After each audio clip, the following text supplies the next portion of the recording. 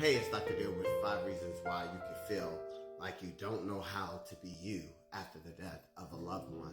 You know, I see this a lot. People struggle with trying to get back on track, trying to get that feeling of how they felt before that loved one died. And a lot of people don't even realize that that's a battle that you're going to go through once you lose someone. And that leads me to number one. That person was a part of your identity. So you're missing, if that was your mom, your dad, your uncle, your brother, sister, whoever it was, they make up a part of your identity. So you're losing that person. So therefore you don't feel like yourself. And that leads me to number two.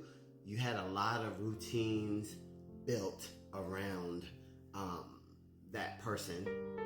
And so when that person is gone, those routines change or they die off. And that leads me to number three. You had a lot of traditions, family traditions built around that person, which is why sometimes a lot of families kind of separate for a little while until somebody brings everybody back together after the death of that loved one or that family member.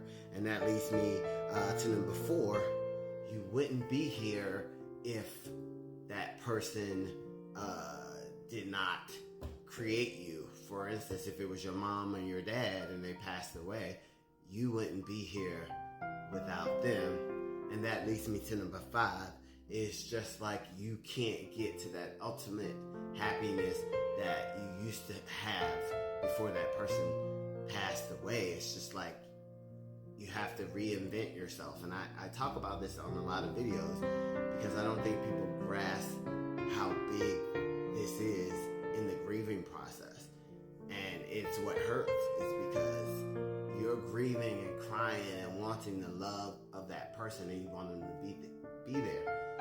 But you can't get it back no matter what you do. If you're struggling with grief, please seek a therapist so they can help you maneuver through your grief.